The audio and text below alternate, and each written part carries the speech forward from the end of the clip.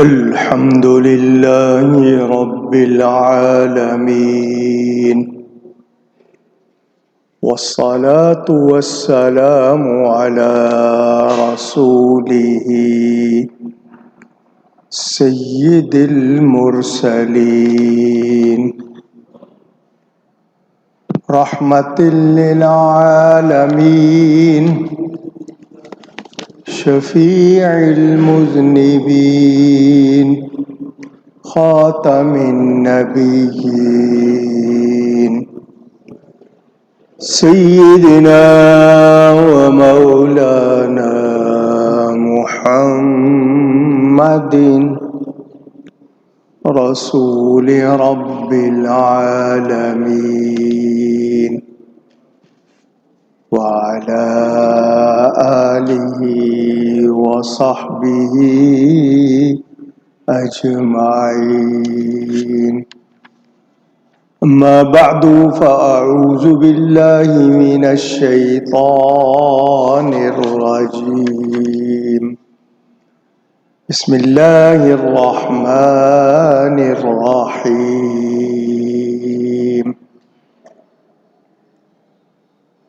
وَلَقَدْ آتَيْنَا مُوسَى الْكِتَابَ فَلَا تَكُنْ فِي مِرْيَةٍ مِّن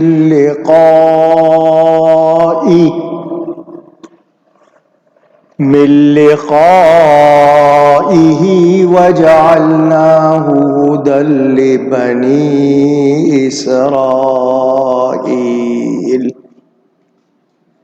وَجَعَلْنَا مِنْهُمْ أَئِمَّةً يَهْدُونَ بِأَمْرِنَا لَمَّا صَبَرُوا وَكَانُوا بِآيَاتِنَا يُوقِنُونَ. صدق اللہ العلی العظیم. محبت کے ساتھ ایک مرتبہ درود شریف پڑھ لیجئے. اللہم صلی علی سیدنا و مولانا محمد معدن الجود والکرم وآلہ وصحبہ وبارک وسلم.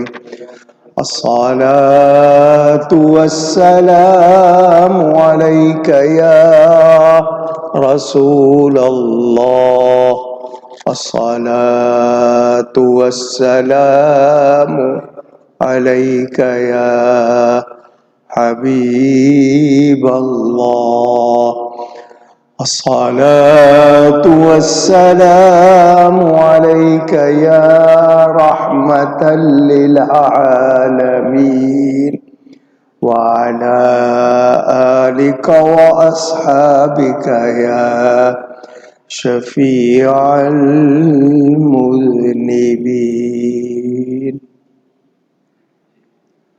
حمد و صلاۃ کے بعد قرآن کریم کی سورۃ السجدہ کی تفسیر کا بیان آپ سن رہے ہیں، اور یہ اس کا آخری رکوع ہے.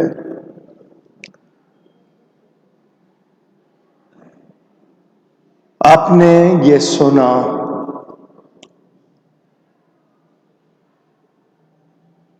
کہ اس سے بڑھ کر کون ظالم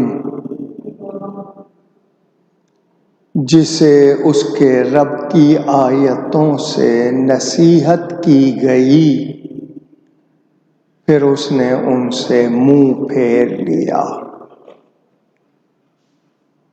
وہ شخص جس نے اللہ کا کلام سنا،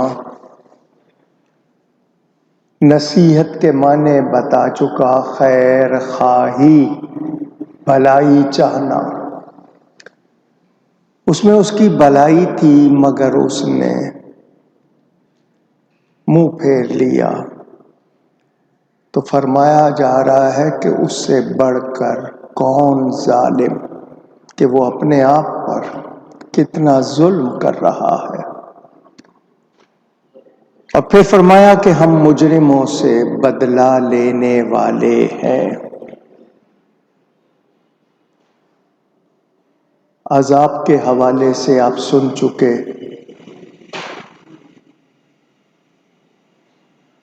یہ دنیا میں تکلیف عذاب دیکھ کر ایمان لے آئیں، مگر انہوں نے ہٹ درمی، ضد نہیں ماننا، اس پر یہ قائم رہے، نہ قرآنی آیتوں میں غور کیا، نہ اس کو مانا، نہ ایمان لائے۔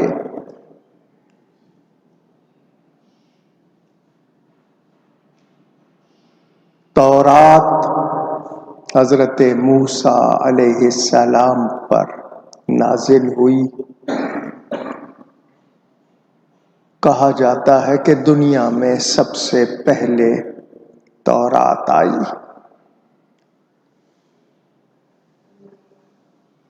موسیٰ علیہ السلام نے بنی اسرائیل کو اللہ کا پیغام سنایا۔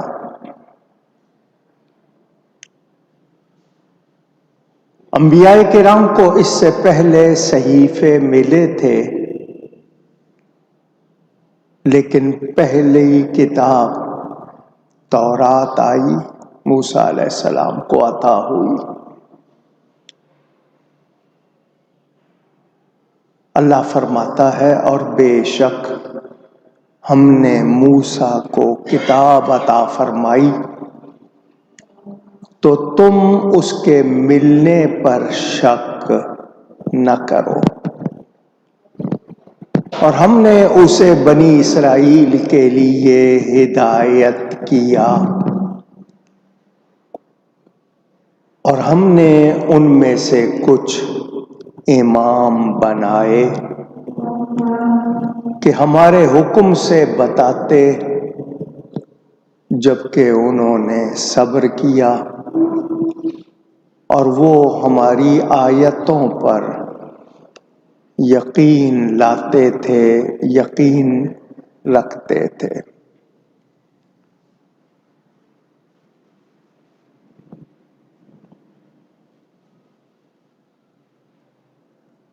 حضرت موسیٰ علیہ السلام کی جو ملاقات کا ذکر ہے،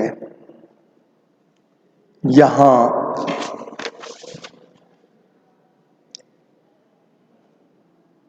مفسرین نے لکھا ہے کہ حضرت موسیٰ علیہ السلام کی ہمارے نبی پاک صلی اللہ علیہ وآلہ وسلم سے خواب میں نہیں، جاگتے ہوئے ملاقات ہوئی، اور ان سے آپ نے کلام بھی فرمایا۔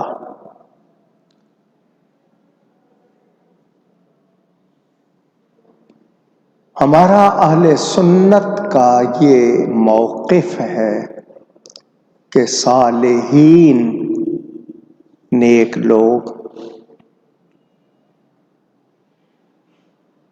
اپنی وفات کے بعد بھی زندہ لوگوں سے، صالحین سے ملتے ہیں،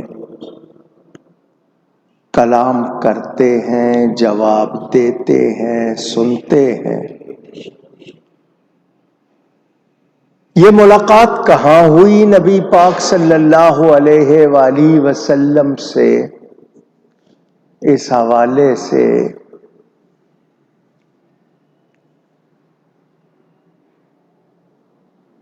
جو ذکر ہے وہ شب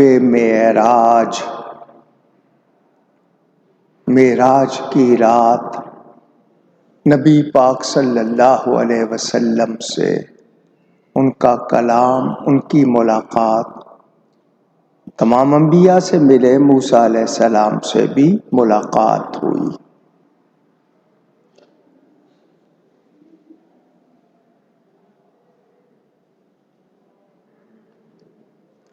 مفسرین نے اس کے علاوہ دیگر حوالے بھی پیش کیے ہیں۔ مجھے جو بات کرنی ہے آپ سے وہ یہ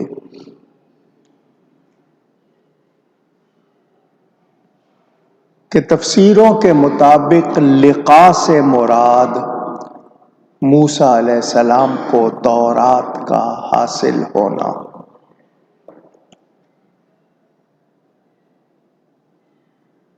نبی کریم صلی اللہ علیہ وآلہ وسلم کے بارے میں اگر یہ الفاظ سن کر کوئی کہے کہ ان کو کبھی شک ہوا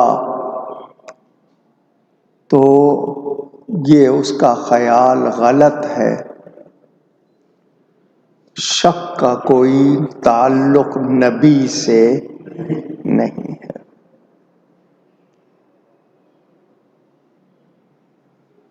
یہاں کفار کو، کافروں کو بتایا جا رہا ہے کہ انہیں موسیٰ علیہ السلام کے متعلق یہ شک کہ ان کو تورات ملی یا نہیں۔